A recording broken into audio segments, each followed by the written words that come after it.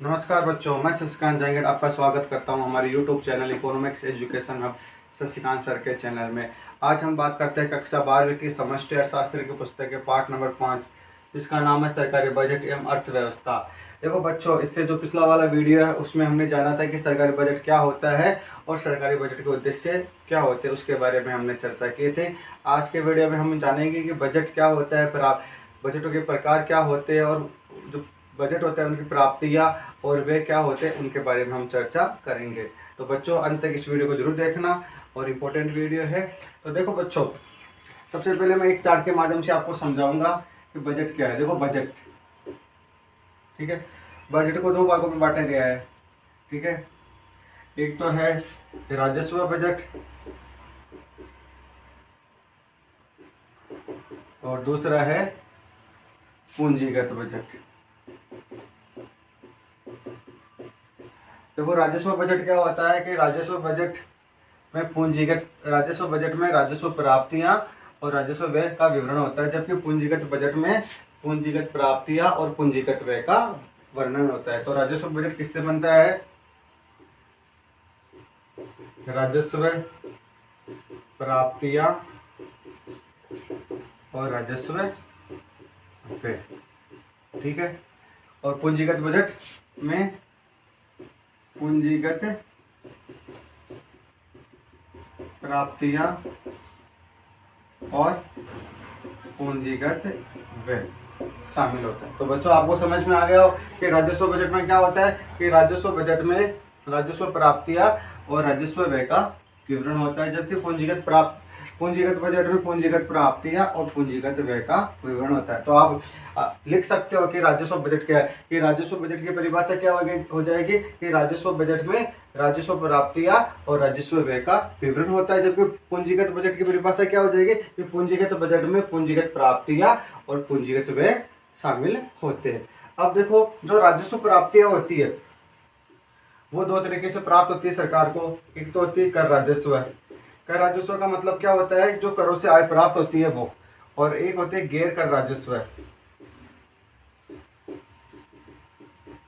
गैर कर राजस्व यानी करों के अतिरिक्त जो आय प्राप्त होती है वो, ठीक है। तो राजस्व प्राप्ति कर राजस्व और गैर कर राजस्व से प्राप्त होती है। और जो राजस्व व्यय किया जाता है सरकार का, एक तो होता है योजनागत, ध्यान देना बच्चों, एक तो होता है योजनागत व्यय, जो कि सरकार की जो विभिन्न प्रकार की पंचवर्षीय योजनाएं है या योजनाएं है, अन्य योजनाएं, उन पर खर्च किया जाता है। और एक होता है गैर योजनागत व्यय।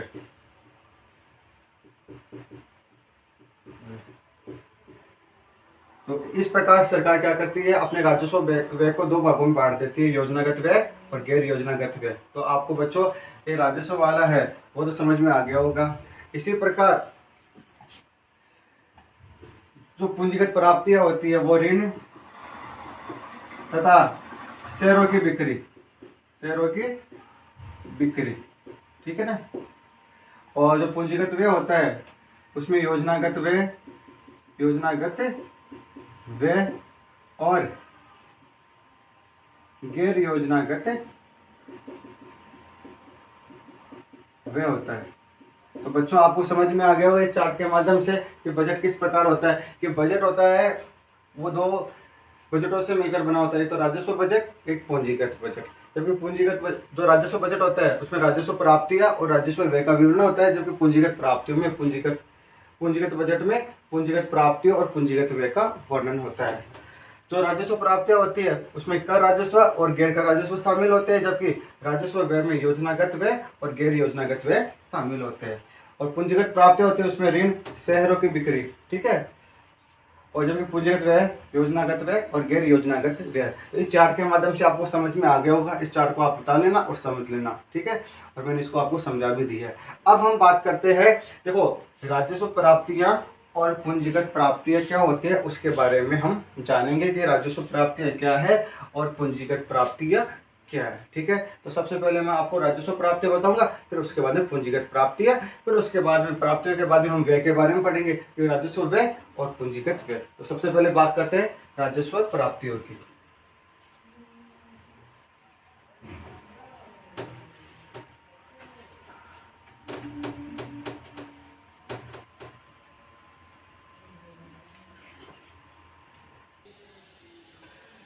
राजस्व प्राप्तियां, देखो बच्चों, राजस्व प्राप्तियां क्या होती है कि राजस्व प्राप्तियां सरकार की वे प्राप्तियां है जो गैर प्रतिदेय है। ध्यान देना बच्चों कि जो गैर प्रतिदेय है, अर्थात इन्हें पाने के लिए सरकार से दावा नहीं किया जा सकता। अगर एक बार व्यक्ति ने उसको दे दिया तो उसको प्राप्त करने के लिए वापस दावा नहीं कर सकता। तो वो क्या कहलाती है? राजस्व प्राप्तियां कहलाती है। तो समझ में आ गया होगा आपको कि राजस्व प्राप्तियां सरकार की वह प्राप्तियां है जो गैर प्रतिदेय है। ध्यान देना बच्चों, जो गैर प्रतिदेय है, अर्थात इन्हें पाने के लिए सरकार से दावा नहीं किया जा सकता। यानी गैर प्रतिदेय मतलब एक बार आपने जो दे दी उसके बाद में आप उसको वापस नहीं ले सकते। अर्थात राजस्व प्राप्तियां सरकार की वह प्राप्तियां है जो गैर प्रतिदेय है, अर्थात इन्हें पाने के लिए सरकार से पुनः दावा नहीं किया जा सकता। राजस्व प्राप्तियों से, ध्यान देना बच्चों, राजस्व प्राप्तियों से न तो वित्तीय दायित्व में कमी वृद्धि होती है, मतलब जो वित्तीय दायित्व होते हैं उसमें न तो कमी होती है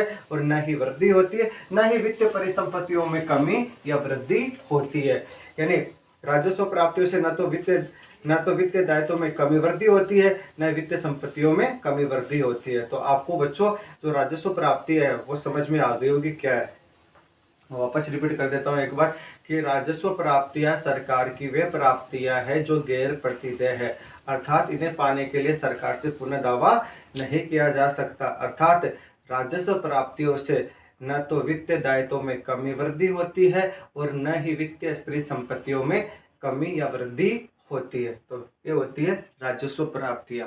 तो राजस्व प्राप्तियों में दो चीजें शामिल होती है, एक तो होता है कर राजस्व और एक होता है गैर कर राजस्व। तो ध्यान देना बच्चों कि कर राजस्व में क्या है? करों से प्राप्त आय को कर राजस्व कहते हैं। कर राजस्व दो प्रकार के होते हैं। ध्यान देना बच्चों, कर राजस्व में, राजस्व प्राप्तियों में कर राजस्व और गैर कर राजस्व आते हैं। तो राजस्व प्राप्तियों में क्या क्या शामिल होते हैं? एक तो कर राजस्व आता है और ये गैर कर राजस्व आता है। ठीक है, तो अब सबसे पहले हम बात करते हैं कर राजस्व की। इसकी बात करें तो बच्चों कर राजस्व नाम से पता चल रहा है कि टैक्सों से प्राप्त आय को कर राजस्व कहा जाता है। यानी कि सरकार को जो आय प्राप्त होती है वो टैक्सों के माध्यम से, यानी कर के माध्यम से प्राप्त होती है, वो क्या कहलाती है? कर राजस्व। यानी करों से प्राप्त आय को, कर से जो आय प्राप्त होती है उस आय को क्या कहते हैं? कर राजस्व कहते हैं। तो करों से प्राप्त आय को कर राजस्व कहते हैं। और कर होते वो दो प्रकार के होते हैं। ध्यान देना बच्चों, यदि कभी कभी प्रश्न पूछते हैं कि कर कितने प्रकार के होते हैं, दोनों करों के बारे में बताइए। तो कर दो प्रकार के होते हैं, एक तो होता है प्रत्यक्ष कर और एक होता है अप्रत्यक्ष कर।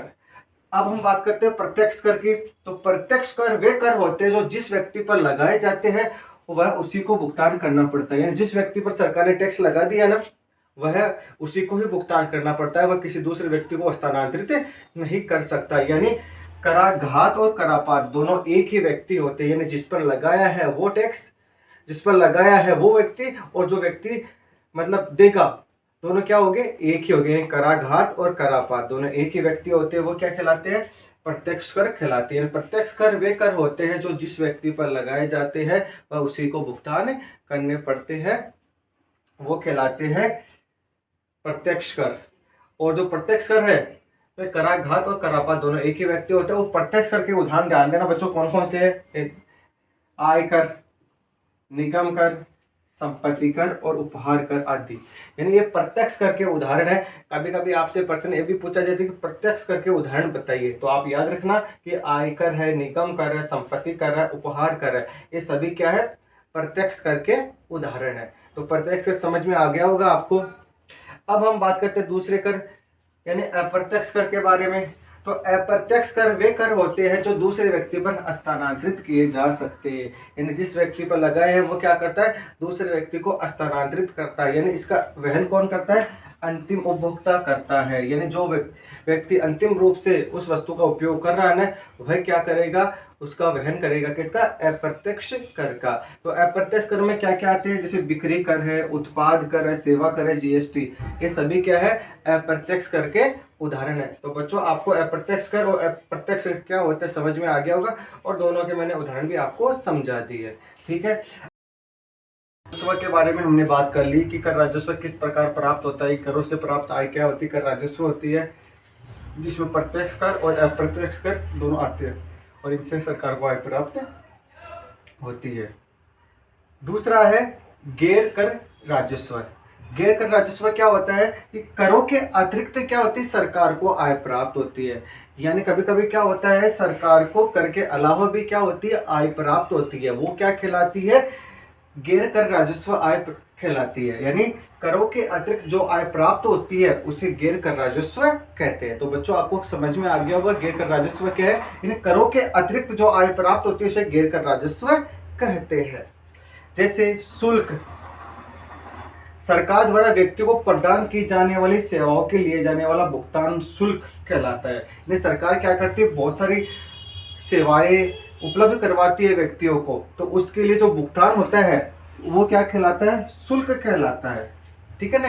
यानी सरकार द्वारा व्यक्तियों को प्रदान की जाने वाली सेवाओं के लिए लिया जाने वाला भुगतान शुल्क क्या कहलाता है, शुल्क कहलाता है। सरकार क्या करती है, बहुत सारी ऐसी सेवाएं उपलब्ध करवाती है व्यक्तियों को, जब क्या करते हैं उनके बदले भुगतान लेती है, वो क्या हो गया, शुल्क हो गया। तो शुल्क के माध्यम से भी क्या होती है, सरकार को आय प्राप्त होती है। दूसरा है जुर्माना। देखो जुर्माना क्या होता है कि जुर्माना वह भुगतान होता है जो कानून तोड़ने पर सरकार को देना पड़ता है। यानी जुर्माना क्या होता है, हमने जुर्माने का नाम सुना है कि जुर्माना क्या होता है कि सरकार जब व्यक्ति कानून तोड़ता है ना तो उसके बदले उसको देना पड़ता है। जैसे मान लो कोई व्यक्ति है मोटरसाइकिल चला रहा है और उसके पास लाइसेंस नहीं है, तो सरकार ने ऐसे नियम बना रखा है कि व्यक्ति को लाइसेंस से ही मोटरसाइकिल चलानी है, परंतु वो क्या करता है, बिना लाइसेंस के मोटरसाइकिल चला रहा है, तो उसने क्या किया, कानून तोड़ा, तो उसके बदले उसको क्या देना पड़ता है, जुर्माना देना पड़ता है। आपने देखा होगा कि जब कोरोना काल आया था तो बहुत सारे व्यक्ति क्या थे, सार्वजनिक स्थल पर मास्क नहीं लगाते थे, तो सरकार क्या करती थी, अनिवार्य कर रखा था, फिर वो कानून तोड़े, तो मास्क नहीं लगाने पर क्या है, सरकार ने उनसे कुछ पैसे के रूप में जुर्माना लिया। तो जुर्माना क्या होता है समझ में आ गया। तो जुर्माने से भी क्या होती है, सरकार को आय प्राप्त होती है। एक होती है एस चीट। देखो एस चीट क्या होती है कि एस चीट से तात्पर्य सरकार की उस आय से है जिसकी संपत्ति का कोई दावेदार नहीं होता। समझे, मतलब जिसकी संपत्ति का कोई दावेदार नहीं होता। यानी कभी कभी क्या होता है कि व्यक्ति के पास संपत्ति होती है और बिना उनके बच्चों के ही वो मर जाते हैं, यानी उनकी संपत्ति का कोई वारिस नहीं रहता, कोई उत्तराधिकारी नहीं रहता, तो वो संपत्ति क्या है, सरकार अपने अंडर में ले लेती है, तो उसे कहते हैं एस चीट। उस संपत्ति से भी क्या होती है, सरकार को आय प्राप्त होती है। और अनुदान, कभी कभी क्या होता है, सरकार को अनुदान के माध्यम से भी आय प्राप्त होती है। यानी कुछ संस्था या कुछ सरकार क्या करती है, अनुदान देती है, और अनुदान से क्या होती है, सरकार को आय प्राप्त होती है। तो गैर कर राजस्व इस प्रकार से प्राप्त होता है। तो बच्चों आपको कर राजस्व और गैर कर राजस्व क्या है वो समझ में अच्छे से आ गया होगा। यानी राजस्व प्राप्ति क्या है वो आपको अच्छे से समझ में आ गई होगी, और मैं आशा भी करता हूं कि आपके अच्छे से समझ में आई होगी।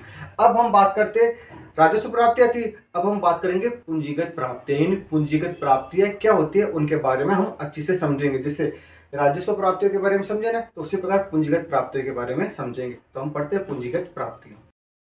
राजस्व प्राप्तियों के बारे में हमने पढ़ लिया। अब बात करते हैं पूंजीगत प्राप्तियां। तो पूंजीगत प्राप्तियां क्या होती,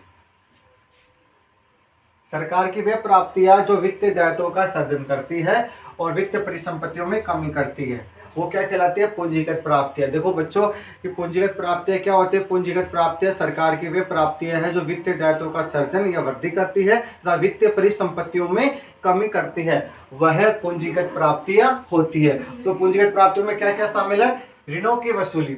ध्यान देना बच्चों, पहले क्या है, ऋणों की वसूली के पूंजीगत प्राप्तियां है। सरकार द्वारा दूसरों को दिए गए ऋण उनकी परिसंपत्तियां है। यानी सरकार द्वारा क्या है, दूसरों को दिए गए ऋण, सरकार क्या करती है, अब दूसरों को ऋण देती है तो वो क्या है, उनकी परिसंपत्तियां है। इसके फलस्वरूप ऋणों की वसूली के फलस्वरूप सरकारी परिसंपत्तियां कम होती है। यानी जब ऋणों की वसूली होती है तो उस समय क्या होती है, सरकार की जो परिसंपत्ति है उनमें कमी हो जाती है। तो पहले ऋणों की वसूली प्राप्तियों में। दूसरी है उधार व अन्य देयताएं। उधार देने के फलस्वरूप परिसंपत्तियों का निर्माण होता है। उधार देने के फलस्वरूप क्या होता है, परिसंपत्तियों का निर्माण होता है, जबकि उधार लेने के फलस्वरूप वित्तीय दायित्वों का सर्जन होता है। यानी उधार देंगे तो वित्तीय परिसंपत्तियों का निर्माण होता है, जबकि जब उधार लेंगे उस समय क्या होता है, वित्तीय दायित्वों का सर्जन होता है। इसलिए उधार लेने के फलस्वरूप जो मुद्रा प्राप्त होती है उसे पूंजीगत प्राप्तियां माना जाता है। यानी उधार लेने के फलस्वरूप जो मुद्रा प्राप्त होती है उसे क्या माना जाता है, पूंजीगत प्राप्तियां माना जाता है। और थर्ड है अन्य प्राप्तियां। जैसे अन्य प्राप्तियों के अंतर्गत विनिवेश जैसी मदों को प्राप्त होने वाली आय को शामिल किया जाता है। मतलब विनिवेश जैसे मदों से प्राप्त होने वाली आय को शामिल किया जाता है पूंजीगत प्राप्तियों में। विनिवेश का तात्पर्य क्या होता है कि विनिवेश से अभिप्राय सरकार द्वारा निजी क्षेत्रों को सार्वजनिक क्षेत्र के उद्यमों के शेयरों की बिक्री से है। ये सरकार क्या करती है कि जो निजी क्षेत्र है उनको अपने जो पब्लिक सेक्टर है उनके क्या करती है, शेयरों की बिक्री कर देती है। तो इस प्रकार आपको जो पूंजीगत प्राप्ति है मैं आशा करता हूँ आपके समझ में आए होगी। अगर आज का जो वीडियो है उसमें हमने पूंजीगत प्राप्तियां और राजस्व प्राप्तियां पढ़ी है, तो मेरे हिसाब से बच्चों आज के वीडियो में आपको पूंजीगत प्राप्तियां और राजस्व प्राप्तियां अच्छे से समझ में आएगी।